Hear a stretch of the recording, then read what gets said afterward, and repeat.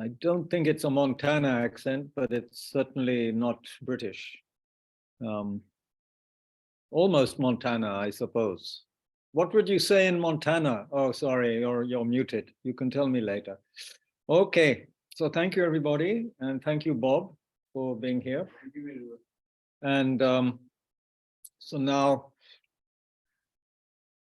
let's settle into a posture. Let's let go of the busyness of the day. It could have been a very busy day, or the beginning of what might be a busy day.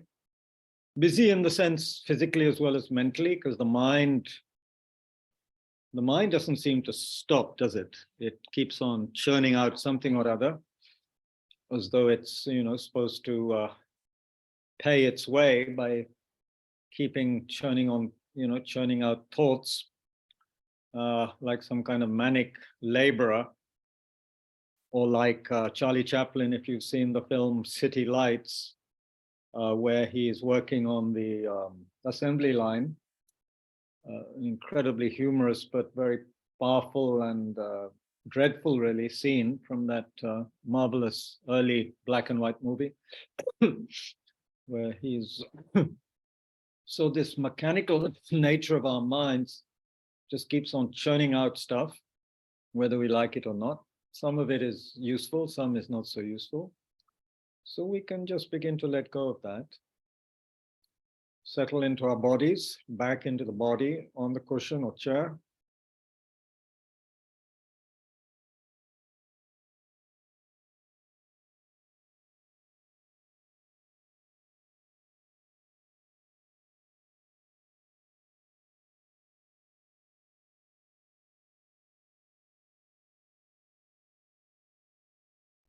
And make sure that there's a sense of being upright and as well as open.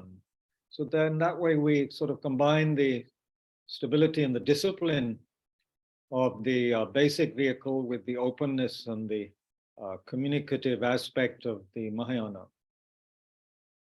Because in the great vehicle, we are opening up to others on the good foundation of stability and discipline. We're reaching out to our fellow brothers and sisters in distress,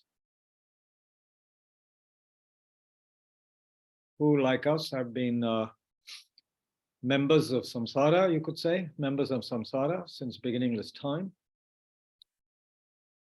which is something extraordinarily terrifying, really, if we were to understand it properly and have the clairvoyance to see what we have gone through in the past. It would terrify us, actually, to see all of the different rebirths we've had and the suffering involved.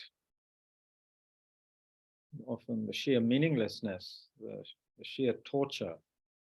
So anyway, we are opening our hearts and are developing affection for others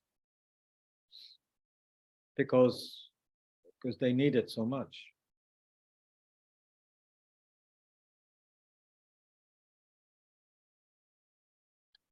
Also, for our motivation, I'm going to read from a book I bought some time ago, but as it happens, one leaves books on the shelves and doesn't look at them for sometimes years on end.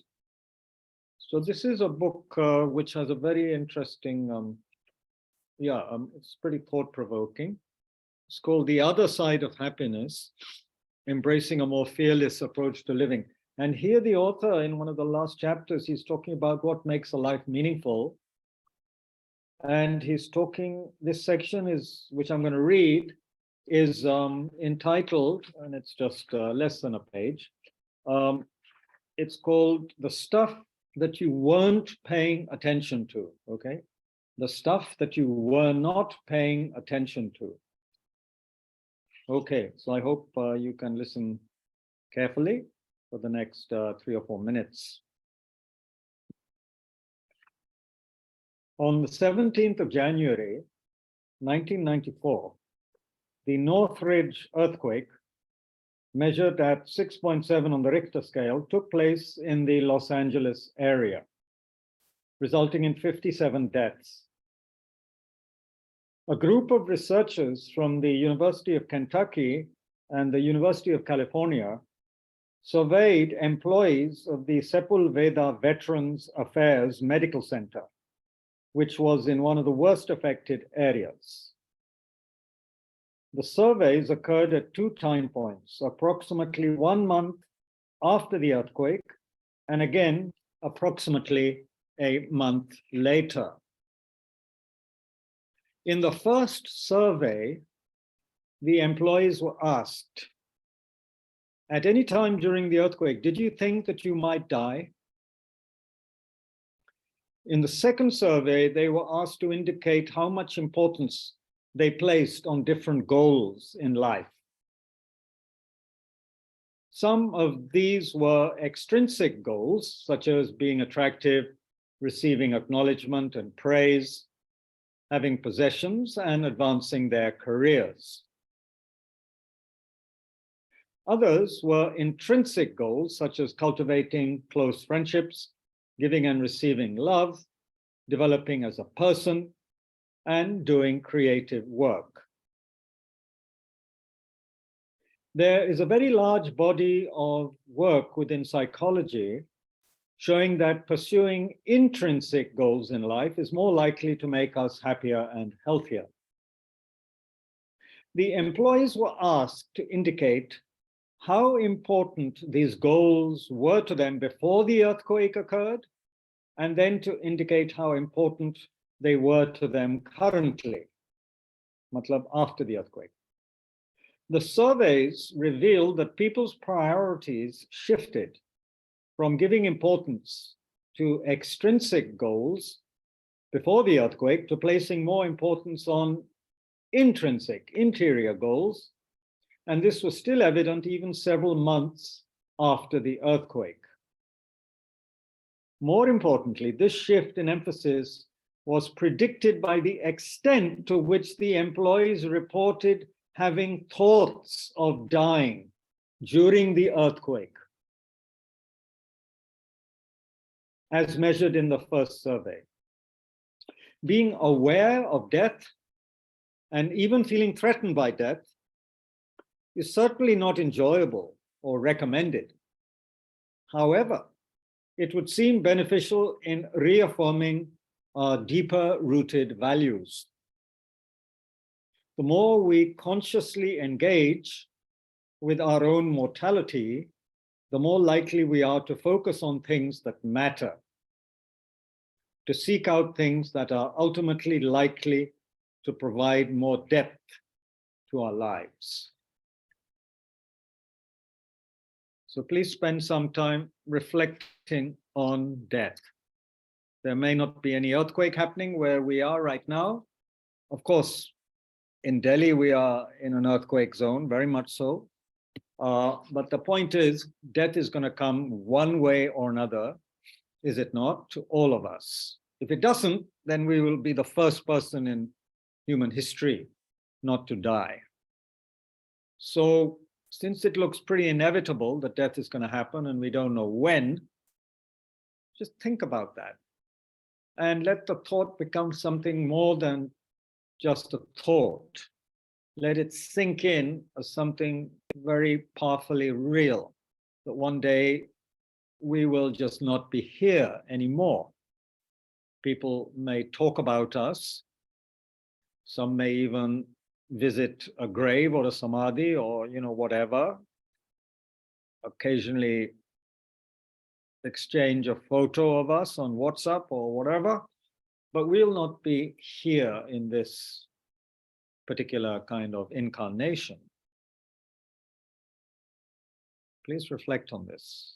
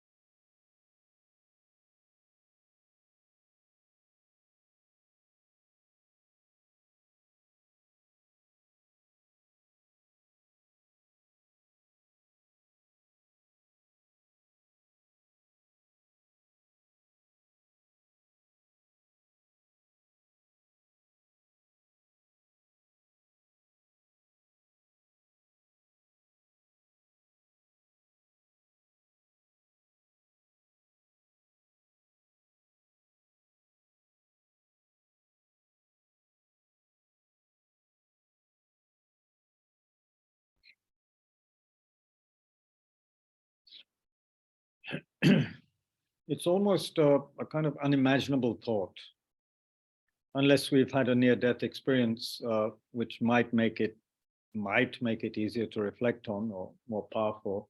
Otherwise, it seems somewhat unreal, does it not? Even though so many people we know have died. But for me to die, for oneself to not be here anymore, that is something, I can't put it in words really. Can you?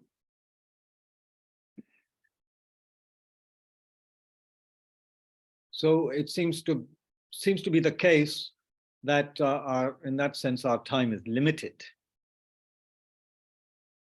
None of us are children anymore. None of us here, I think, are teenagers even. And we're racing towards the final, the finishing tape. However healthy we think we are, however many free radicals we may be eliminating with our healthy food, we're still getting closer to death, the end of this life. So what are we going to do with this life? That's the point.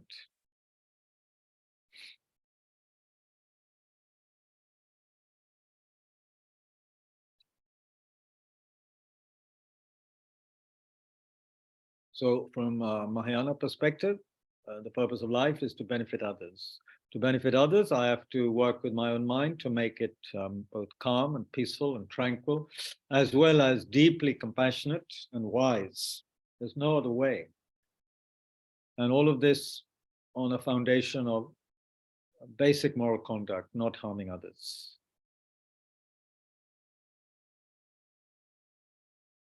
So therefore, I'm going to engage in some meditation and some reflection, listening to some commentary on the wonderful guide to the Bodhisattva Way of Life by the great Acharya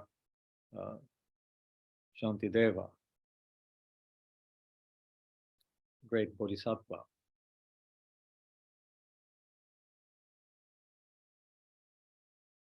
May this investigation bring us closer to our Buddha nature and our ability to benefit others.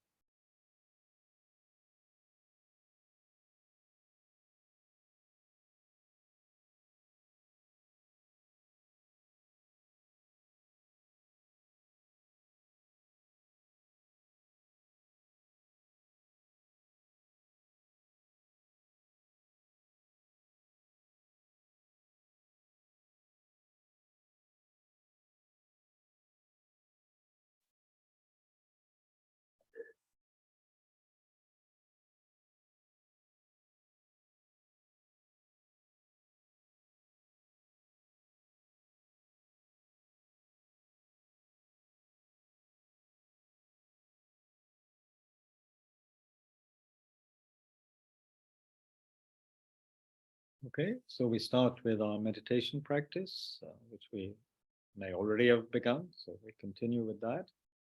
Being aware of the breath in a gentle but alert fashion, not getting caught up in the wandering thoughts, recognizing, letting them go, as though they were bubbles in space, just drifting away, not getting caught in them, not getting caught like in a sticky net or web, just letting them go.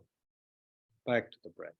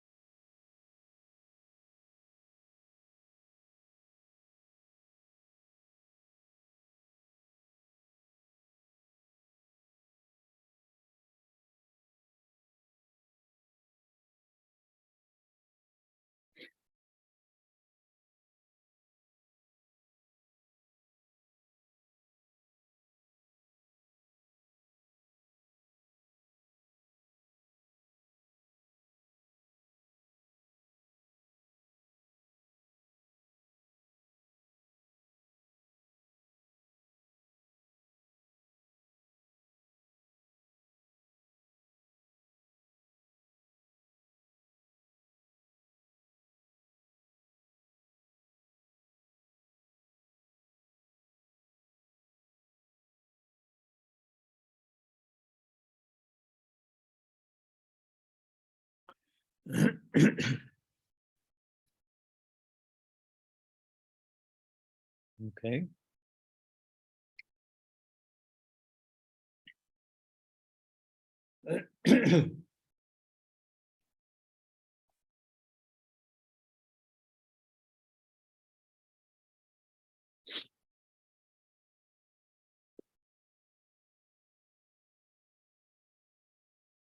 So yesterday we covered a few more verses, and we got to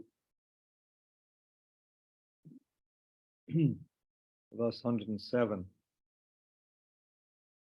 106. So basically, as I said yesterday, we're at that part of the text where this is really the quantum leap, if you like. Up to now, it's all been very nice, and we've really engaged in some wonderful exercises, and Shantideva has introduced incredible topics like patience and enthusiasm, all of which are extraordinary and wonderful and to be practiced in the context of course, wisdom, but although he hasn't yet fully discussed wisdom yet. That will come in the next chapter, which I don't intend to look at very deeply because I'm not qualified to do so. But up to now, he's looked at some very powerful topics. However, in this chapter now on meditation, Shantideva is actually explaining to us how to really develop the essence of the Bodhisattva attitude, which is to exchange ourselves with others, not put ourselves first. Up to now, we have each been number one for ourselves. Yeah, I'm the most important. That is just a natural attitude that comes up. My happiness is paramount, of paramount importance. It's just something very natural. If there's if there's anything from a seat on the metro, which I can get quicker than someone else, I will try and get that. If there's a position, a job, if there are 2 copies of a book in the store and one of them is slightly dog-eared or soiled, then I will try and get the better one for myself. Let someone else have the one that isn't so good.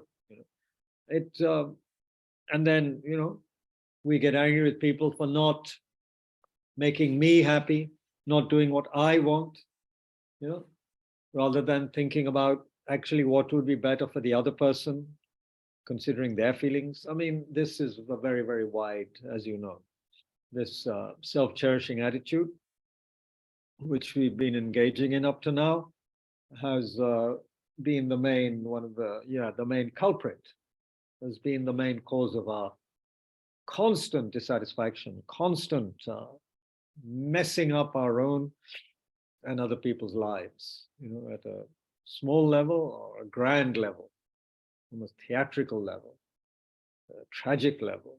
Yeah, we keep on doing it. So here Shantideva is giving us how to totally transform that attitude, turn it around 180 degrees. So that now, after this, he wants us to be able to authentically care for others more than we care for ourselves. Not because we are bad or dreadful or sinful, not like that at all, but simply because the grasping, craving, self-cherishing attitude is seen for what it is, the great demon that is destroying our happiness. And then when we contemplate also the great suffering of others, then we automatically want to be of great benefit to others. We no longer are caught up by the heavy, the weight, you could say, crushing weight of our self-concern, which up to now has been like a great burden we're carrying around and which prevents us from really doing anything of great benefit to others. We're so caught up with this burden on our backs, the burden of me and what I want. So here we he is helping us totally destroy that self-cherishing attitude and powerfully take on the task of benefiting others. Yeah. And I can see the benefit of others right now because Tushita, where I'm speaking from right now, is empty. Bob has disappeared somewhere. And there's just you folks online. So without you folks, without the 7, 8 of you, nothing would be happening. So this session is dependent on all of you. So the kindness of others is also something we constantly need to remember. Constantly. And please excuse me for yawning again and again. This is, anyway, I won't go into that. So, yeah, the kindness of others, we must remember that.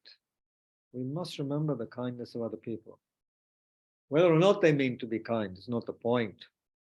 The fact that other sentient beings are there in so many situations enables us to engage in all kinds of beneficial activities. If they were not there, we couldn't generate the meritorious energy that would take us to full awakening. We totally depend on others for that. Now, he had spoken, Shantideva, in verse 106 about the great Bodhisattva Supushpa Chandra, who, even though he knew the king would harm him or kill him, he still went to the palace to teach the Dharma. He accepted his own suffering in order to eradicate the miseries of many through the Dharma. So why would he do that? Because he was a Bodhisattva. Bodhisattvas do that. How can they do that? Why can't we do that? Well, obvious. We're not trained our minds. We are still stuck in the habitual pattern of I, me, mine being supreme.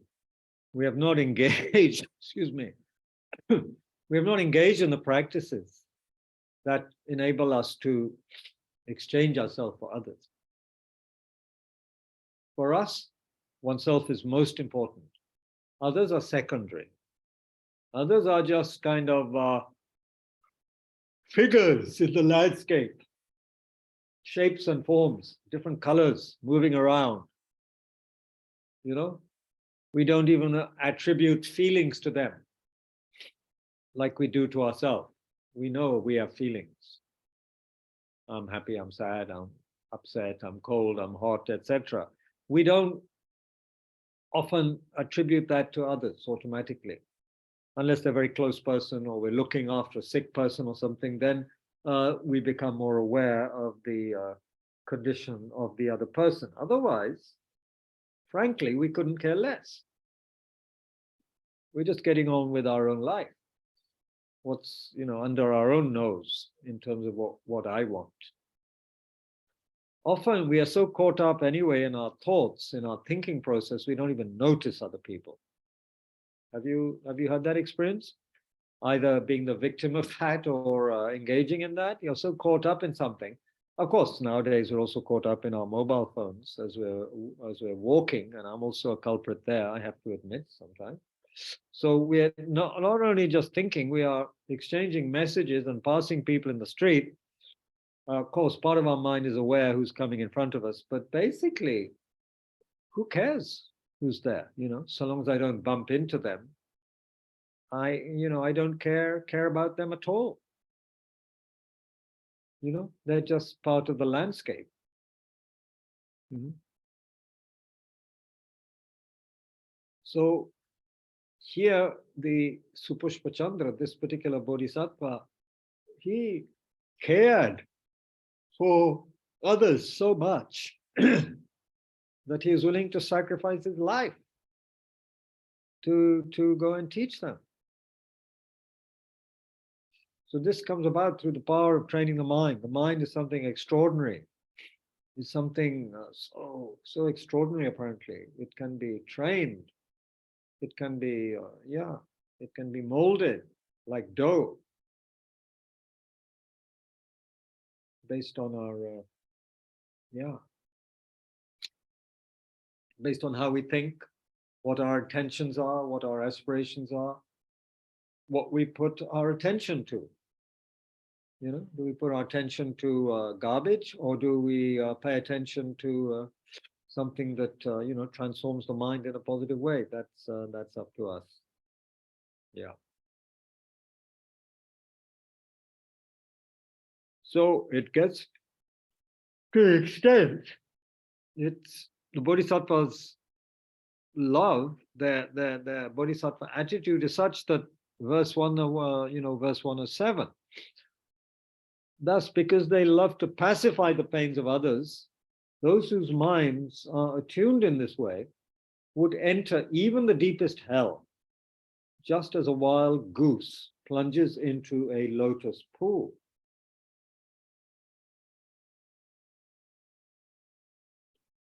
The Wallace translation is a bit clearer here. He says, those whose mind streams are cultivated in meditation and who equally accept the suffering of others dive into the Avicii hell like swans into a pool of lotuses.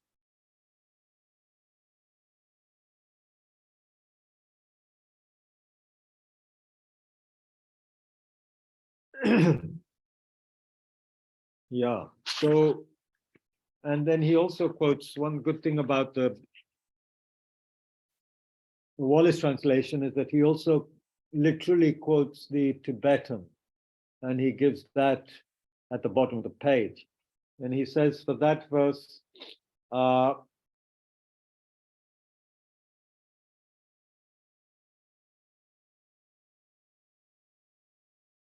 thus, one whose mind stream is accustomed to meditation and who delights in calming the suffering of others enters into Avicii hell, that's the worst hell. He enters into that like a swan into a pool of lotuses. So happy to go to hell to help others, no problem. Just like a swan would dive into a pool of lotuses. Or sometimes they give the example, don't they, of an elephant going into a pond on a very hot day. So amazing, no? Next verse. So these beings, they become oceans of joy when sentient beings are liberated. Have they not found fulfillment? What is the use of sterile liberation? When sentient beings are liberated, they have oceans of joy. Is that not enough? What's the point of desiring one's own liberation?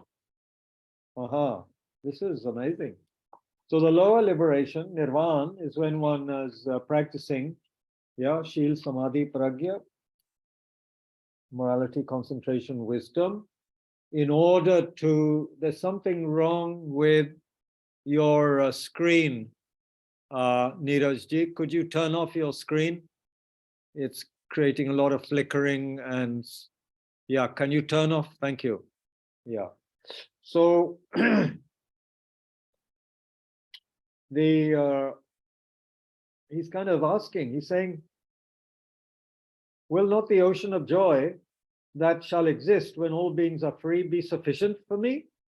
Is this not enough? Won't you be happy enough when when you've helped others to, be free? So what am I doing wishing for my liberation alone? Why am I taking or thinking perhaps of taking the lower path just to attain my own liberation? Why am I thinking of just escaping from this jail of samsara for myself? Isn't the joy that I'm going to experience when everyone has been liberated enough? Isn't that enough for me? Isn't that enough of a reward, if you like? It's kind of asking in a kind of humorous way almost. What's the word? It's not humor. What does the wonderful Kumsang Pelden say,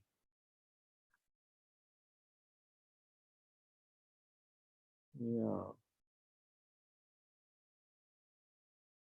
Yeah, he ironically asks, is the ocean-like immensity of joy that comes when all beings without end are freed from all their pains not going to be enough for him? Why ever should he wish for his own liberation? What use has he for the desire for only his own liberation? What use has he for such an insipid happiness? All the commentaries interpret the text here as meaning that the kind of liberation that lacks the flavor of altruism, great compassion, is pointless. Shantideva, in another of his texts, compendium of trainings, the Shiksha Samuchaya, there he asks, what use have I for such insipid liberation? Insipid means, in English, tasteless. It's without qualities, it's kind of, yeah, lacking any kind of real qualities. What use is there for that? On the other hand, verse 109, therefore, although working for the benefit of others, I should not be conceited or consider myself wonderful. And because of the joy there is in solely doing this, I should have no hope for any ripening effect. The task of bringing benefit to others that is free of all centeredness should not be a cause of pride and self-congratulation. Such labors are their own reward.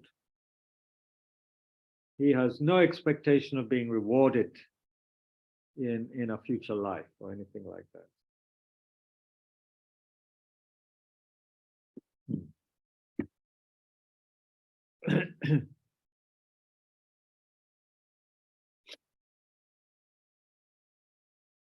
Therefore, so again, he's just kind of temporarily summarizing. And even if, the amazing thing about these kind of texts is you can take one verse and then that can be something one can contemplate for a long time. It can, sustain us for a long, long time. And this next verse is like that. Therefore, just as I protect myself from unpleasant things, however small, in the same way, I should act towards others with a compassionate and caring mind. Yeah. I protect myself from small harms. And the more intelligent I get, then the more I also try to protect myself from negative thoughts and so forth through various techniques. So in the same way, we should act towards others with that kind of mind that wants to protect them from all levels of suffering, not just the gross levels of suffering like hunger and thirst, but deeper levels of unsatisfactoriness, of pain, and so forth, so that all of their obscurations can be removed. I just need to get some hot water. Everyone can take a break for a minute or two if you need to reflect or whatever.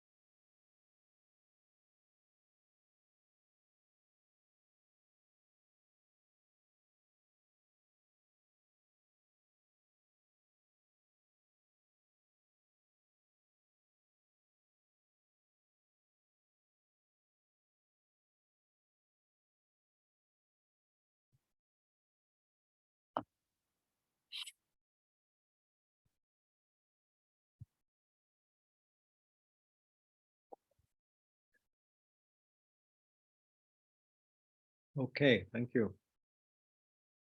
So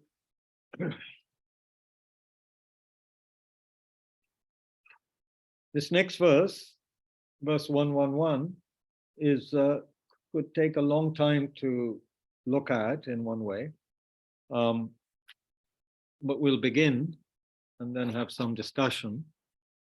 Although the basis is quite impersonal, through constant familiarity, I've come to regard the drops of sperm and blood of others as I.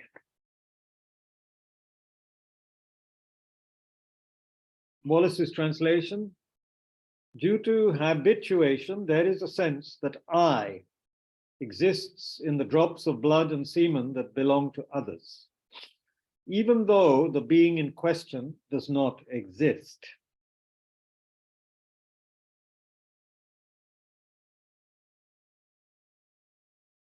What does Padmakara translation say?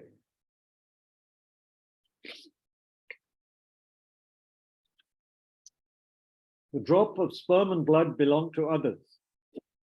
Yet, through strong habituation, I came to have in its regard a sense of I, though in itself it is devoid of entity. Yeah. Now, here one could actually begin to look at why we say that the basis is quite impersonal.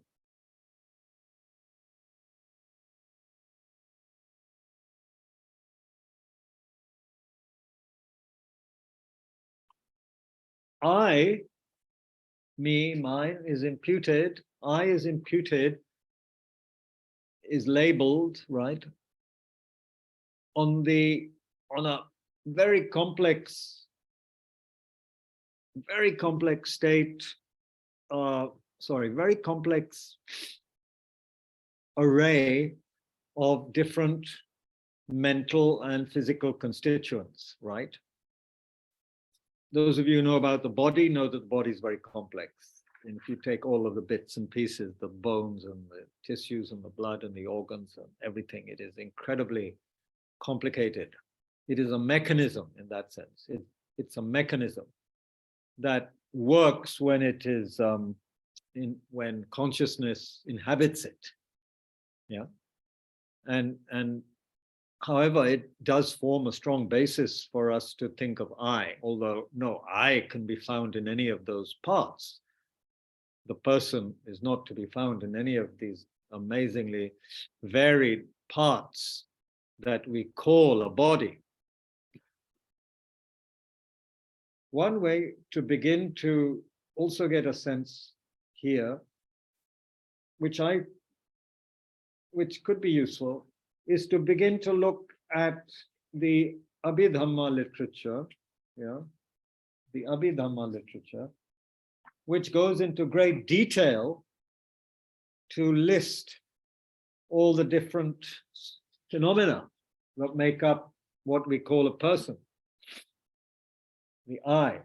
well, the person and the I are not synonymous, but what are we? What are the five aggregates that we keep on talking about? What does it really consist of? What reasoning what is there as a basis for us to label a person, a Kabir, and have this strong sense of an I? Well, there are the forms, the general functions, you could say, the sense faculties, right? The eye, ear, nose, tongue, and the body. And they are connected respectively with form, sound, smell, taste, and textures, right? Then we have mind in general. Then we have some general mental factors like the sensation, perception, directionality or attraction. We have contact, intention, discrimination, recollection, smriti. We have attention. We have interest. We have concentration. Then we have wholesome mental factors. This is all a list of what, the building blocks of what it is that we are, grasping at as me. Then there's also, and of course, it's changing all the time. What is coming to the forefront of consciousness is changing all the time. Faith, diligence, equanimity, conscience, shame, non-attachment, non-aggression, non-violence, alertness or pliancy, conscientiousness. Then there are factors of, which are more unwholesome, or factors of upset, as one teacher calls it, delusion, unconcern or heedlessness, laziness, lack of faith, lethargy, gloominess, excitement, shamelessness, lack of propriety, indignation, concealment, avarice, jealousy, spite, malice, resentment, deceit, dishonesty, mental inflation, hypocrisy, self-infatuation, all of this, regret, sleep, conception, discernment, attachment, anger, arrogance, doubt. I mean, there's so much, isn't there? This is all what we are. We are this. There's also space, of course. There's the ever-present mental factors. They're always there: sensation, perception, attraction, contact, and attention. So the point is, when in the Bachelor translation, he says the basis is quite impersonal. I think that's quite good. It's like we take everything so personally, something me, especially if we have a strong feeling. But it's just a total, it's, some kind of interaction between one or more of these different elements that I just read out, It's like a vast web of different things interacting in different ways, coming up and then dissolving again, going back into the background, and somehow it's not enough for us. We have to create some central headquarters, a me, an I, which we then identify with. And once we've strongly identified with I or me, then obviously there's others, there's the other. And if we strongly identify with I and me, then that becomes most important. Most important.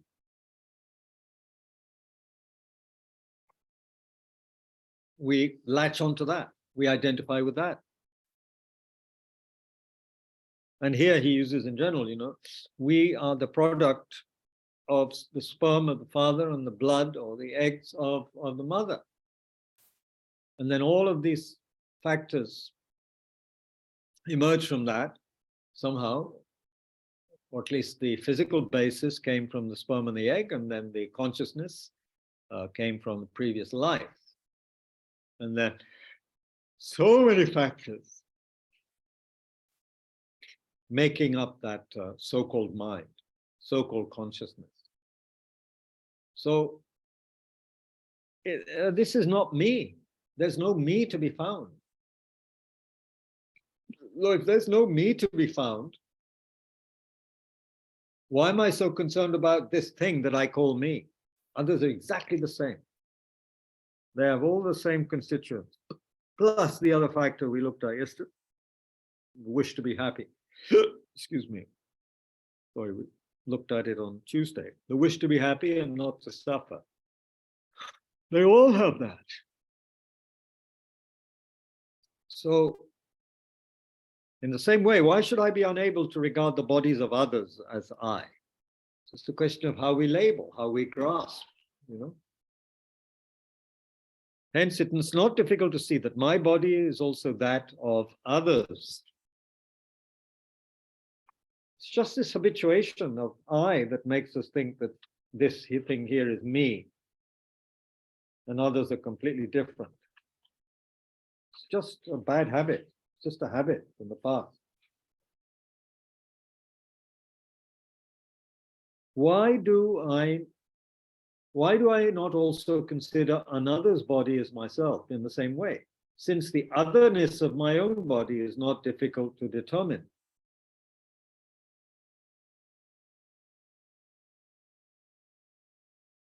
Acknowledging oneself as fault-ridden and others as oceans of virtues, one should contemplate renouncing one's self-identity and accepting others.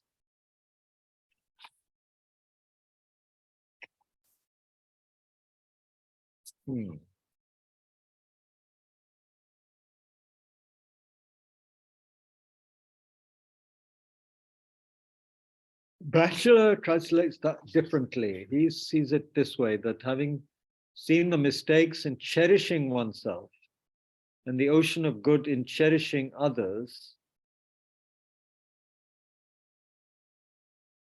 I shall completely reject all selfishness.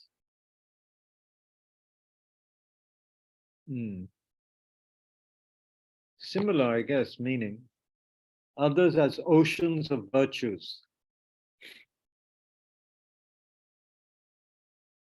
We're seeing that others have tremendous good qualities. That seems to be the meaning of Wallace's translation.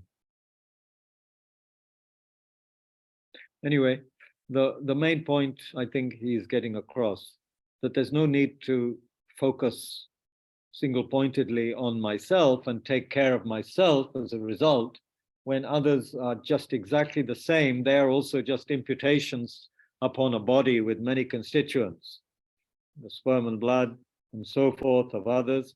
And on that we are, imputing this heavy-handed identity or ego, I. So he's asking for some kind of, seeing the unity rather than the separateness between self and others, in the same way as the hands and so forth are regarded as limbs of the body. Likewise, why are embodied creatures not regarded as limbs of life?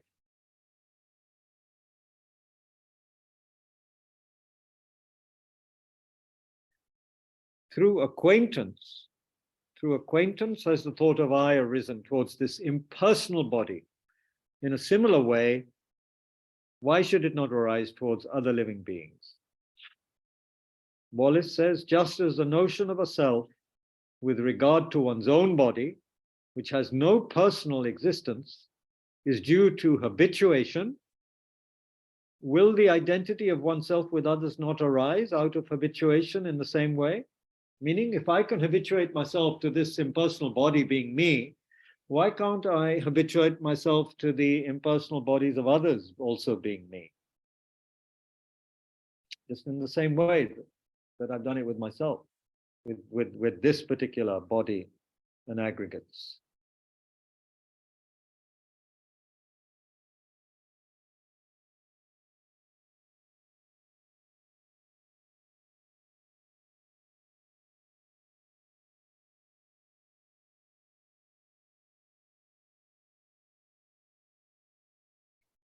So, and he says, when I work in this way for the sake of others, I shouldn't let conceit or the feeling that I'm wonderful arise. It's just like feeding myself. I hope for nothing in return. So that sense of oneness with others can get to the extent where there isn't that sense that I'm helping others. One is just helping. One is, it's like feeding myself. If I feed others, it's like feeding myself. Of course, the perfection of giving or of feeding or whatever would involve the sense that there is no actual giver or receiver. But the point is taken that Shantideva is saying that we can become so habituated to seeing others as oneself that if we are feeding or caring for others, it's just like caring for oneself. There's no difference. It's as habitual, as easy as that.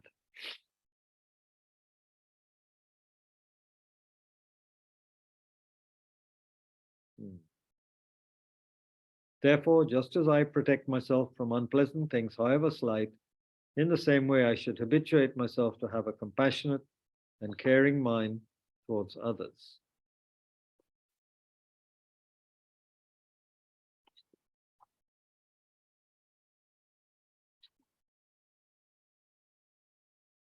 It's almost the same, is it not, as verse 110. Is there a difference between verse 110 and 117? Is that a mistake? Wallace says, therefore, just as you wish to protect yourself from pain, grief, and the like, so you may cultivate a spirit of protection and a spirit of compassion towards the world.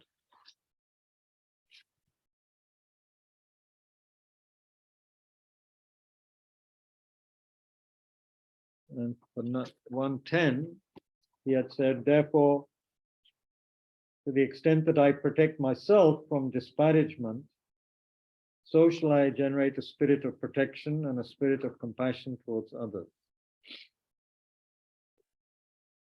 Yeah, a slight difference there, but not very much.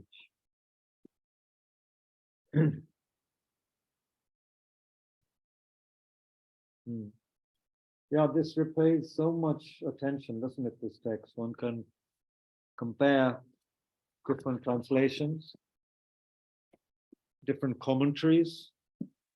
For example, if one were doing it extremely thoroughly, one would look at 2 or 3 commentaries possibly.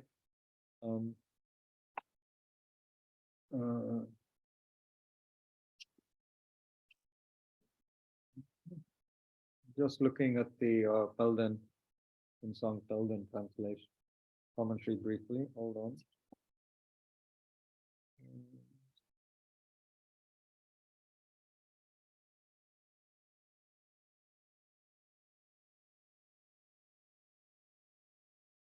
At one point, this commentator says it might be thought that such a state of mind could never arise, where we don't see ourselves as different from others. However, within our present form, the sense of self has naturally arisen, out of the fully grown effect of the generative substances of our parents, which in itself is devoid of any I. The sense of self has naturally arisen. And it has done so on account of a long propensity to self-clinging. The result of which is that when the body is at ease, there is the feeling I am comfortable. When the body is wounded, it is as if I am in pain. Why, therefore, as a result of long habituation to the apprehension of the bodies of others as being ourselves, should the state of mind of thinking that they are myself be impossible? He's saying, yeah, it will also come about in relation to other people. It won't be impossible.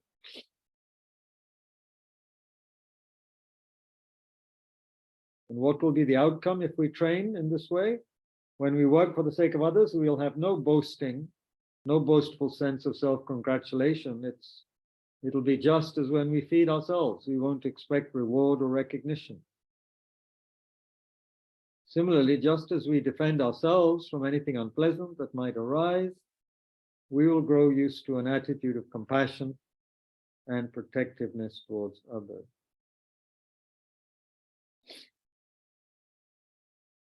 Yeah, let's have some discussion. Whew. And I can yawn away, and all of you can have a good talk. Let me unmute you.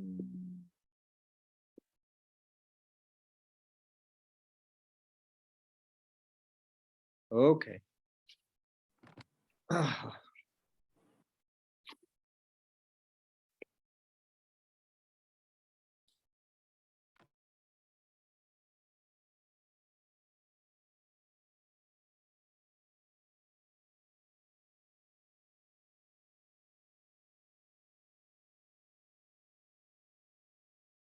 So what do you think?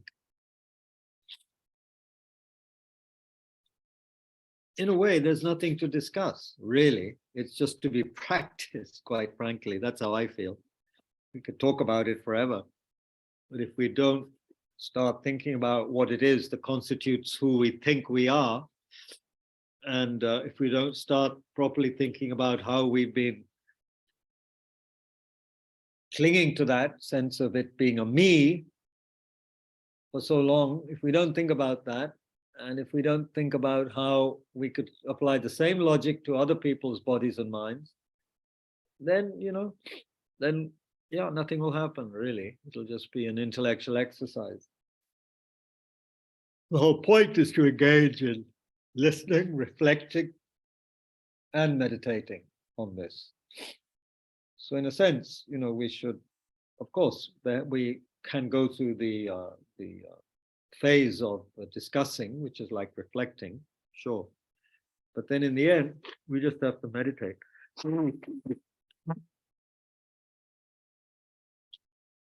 Keep on blowing our nose in this weather.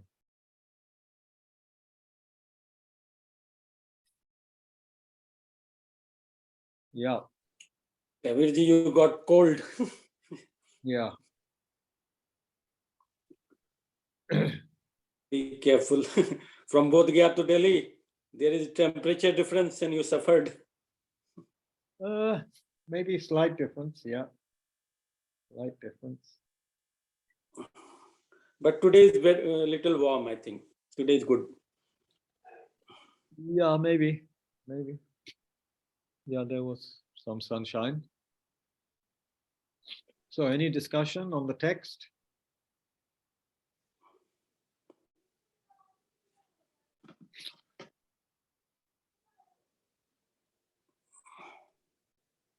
Kabirji, Yeah.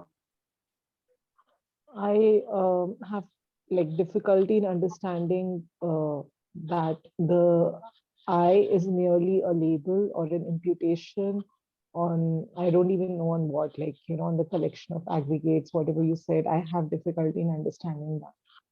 Well, you've studied it so many times. I think you just need to go back and look at your notes and think about it. You've studied it many times. Yeah, don't be lazy. That's my advice. I'm being very cruel to you, but I think you need to look at your notes. There's nothing else to label I on. You can't label it on space or or a wall or a cup. There has to be a suitable base. So all those things I read out are the base. Apart from the physical, I didn't read out all the physical because that would require knowledge of all the bones of the body and all of the organs and the blood vessels and everything. All of that is the base. Kabirji, meditating on higher level, we can bypass our cause and affect our karmic conditions. It means say Bodhichitta. Well, it's not what we've been discussing just now, but yeah, it's in that sense, yes, of course. At a certain point, bypass could be a word to use. What do you think, Ajirji? I must confess to feeling not half asleep, but 1/3 asleep. So I'll ask Ajirji to answer the question. आपने सुना इनका सवाल? क्या कहा इन्होंने? Please repeat your question. प्रश्न क्या है? Yes, I was just asking when बिल्कुल क्लियर शब्दों में meditating on बताइए. bodhicitta, we can bypass our cause and affect our karmic conditions. Bypass our cause, meaning? Cause and effect of our karmic conditions. Cause and Karmic effect. condition. Yeah. You mean, can we bypass karma? Is that what you're asking? Yeah. Even sometimes I've gone through some scripts of some monks. They're told in different way that they can bypass even karmic condition. What do you think, Ajitji? What is the master's program answer to that query? I think it will depend on the nature of the karma also. I mean, it is possible to remove some, but sometimes it may be very difficult. I think we have a classic case of Moggallana. He was such a great Mahamogla, right. meditator, but he was killed. Yeah, he was killed. Mahamogla was killed. Yeah. But on the other hand, if we have the example of Milarepa, who killed many people, who destroyed the village, but he practiced in such a way that he became enlightened in one life.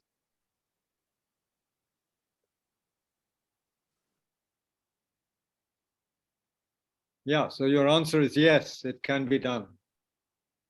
Requires Yeah. to leave Delhi and go into the mountains and meditate and give up all your Exactly. all your worldly affairs. Yeah. You seem to be sitting in a house. You have to give up your house and go and live in a tent or in a cave. I think not only leaving the house and living in the tent, but you need to have a very skilled enlightened master also. Yeah, who exactly knows what is the disposition of his disciples' mind. Even if he abuses, he becomes angry, he knows that the disciple is not going to leave, but he is going to train him. The disciple has left. Neeraj has disappeared. With the force of the answer, yes, disappeared. आपने इतना जबरदस्त जवाब दिया कि गायब हो गया बेचारा. Oh, he's coming back.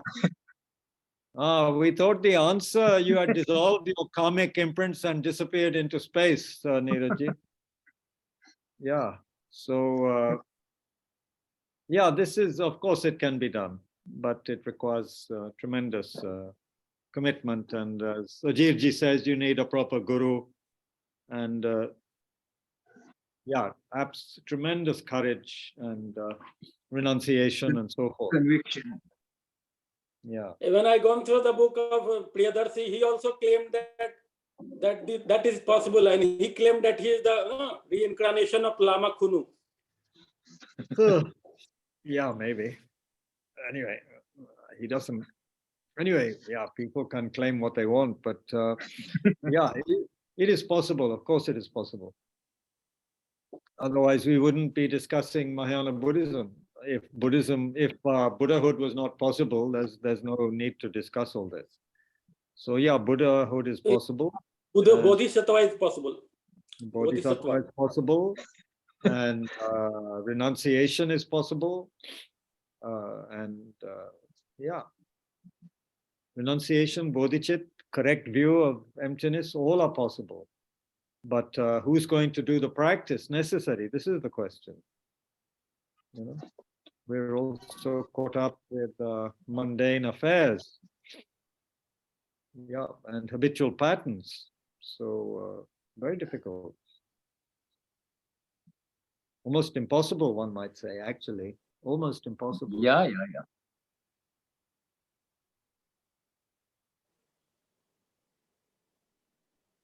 if I lose my 10 rupee pen, I really feel, "Arey, kya kahan kho gaya?" But look at the Buddha, he left his whole empire. Shantideva that we are reading, he was also a prince. He was going to be enthroned. Oh, yeah. Atisha Dipankar, he was also prince. यहाँ तो एक सुई गुम हो जाए तो ऐसा लगता है कि सारा संसार निकल गया. तो कहाँ है वो motivation, भाई? Maybe we all need to be reborn as princes. Then we can do it, is it? Prince Charles, Prince William, Prince Harry. Yeah. But they didn't get the right teaching. Yeah. They didn't have a good teacher.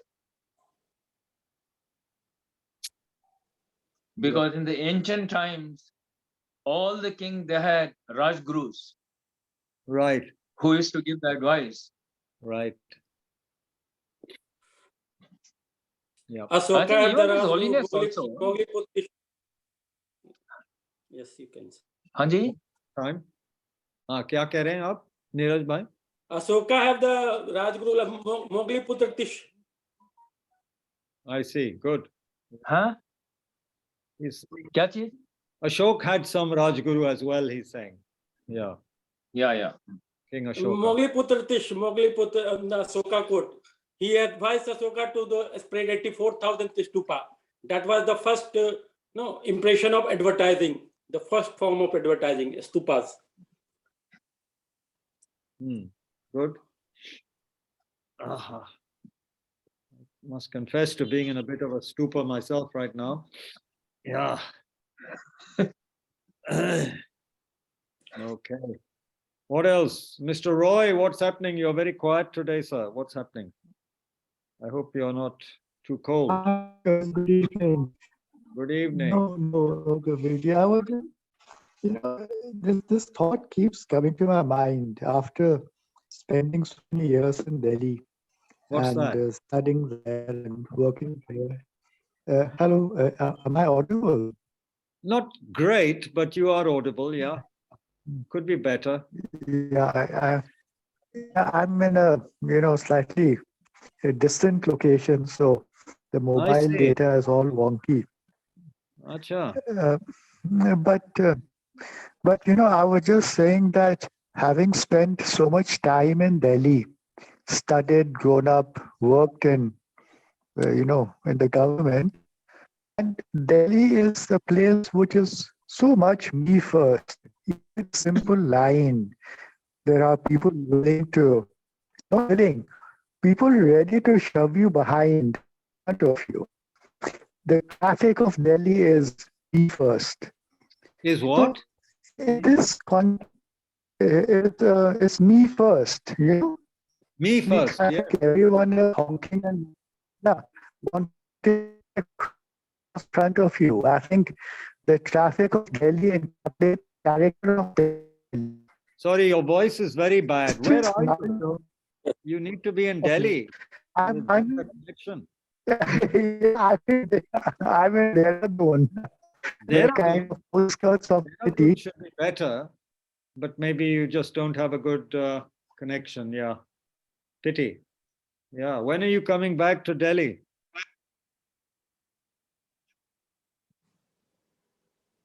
Anyway, whatever.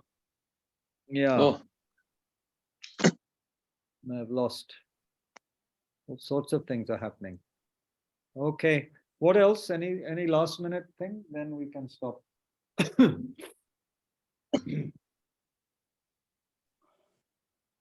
Now? No. Voice is not clear, sir. Roy, sir. Okay, fine. Okay, fine. I'll try some other day then. Thank you. Now it's better. Yeah. Just the last thing you said was better. Should I give it a Yeah, if it's Should short. I give it a shot again? Yeah. It's just that, in a setting where me first is the dominant theme, and where people are willing to elbow you and push you behind. Adopt attitude. Don't give us a text which we can. I think, yeah, you need to be quicker. We lost you, and we lost you completely now. Yeah. Take her back into the void. Yeah. Uh-huh. It's like a tantric sadhana, going in and out of voidness. Yeah. Okay. We heard the first part of your question. If you're quick, you can give us the second part before it degenerates again. So given the fact you're in Delhi in a me first and shove others behind you atmosphere, then I guess you're saying, how is it possible to generate bodhicitta? Is that what you're asking? Or it's just not the right environment? Anyway, okay. So Abhishek ji कुछ कहना है?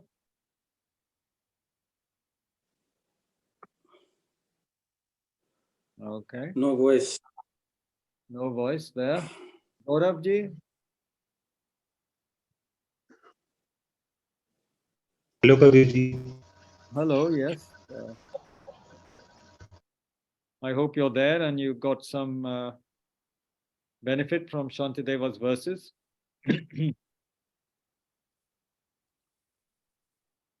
Yeah, Kabir. Oh, Trying to grasp and sink in the verses which he did. good, good, good. ठीक है. And Apurva, anything? Nothing specific, Kabirji. Just a great session. Thank you. Well, yeah, I felt I was a bit not totally focused enough today, but yeah, the verses themselves are so amazing. So we can dedicate anyway that we become more and more familiar with the meaning, the deep meaning of these verses, and are able to put it into practice. That would be amazing, to begin to put it into practice, so that finally we start to reverse the selfish, self-centered flow of our life, which has been going on for many lifetimes, and turn it around and genuinely find delight in benefiting other people, in benefiting beings. Through habituating the mind in the right way, may we then be able to benefit beings as well as we can. That would be something amazing if we could do that. And there's no greater text than Shantideva's for us to be inspired to do that. So we can dedicate in that way. We dedicate that all the authentic great teachers who inspire us to be able to, to study and to practice, meditate, who inspire us through their life example, their example of Bodhichitta. So may we be able to follow in their footsteps. May they all have long and healthy lives.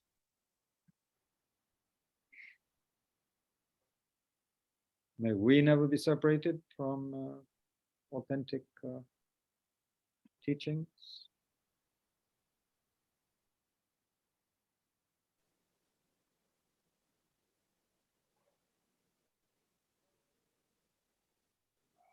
May His Holiness the Dalai Lama and Lama Zopa Rinpoche and others have long lives. May all their holy wishes be fulfilled.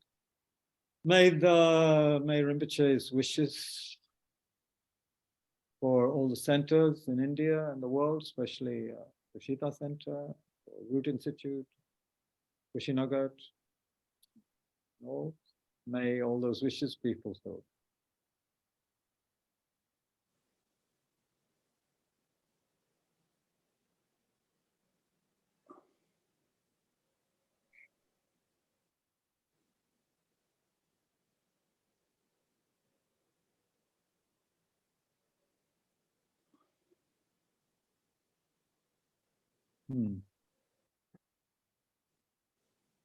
Okay, so thank you all very, very much.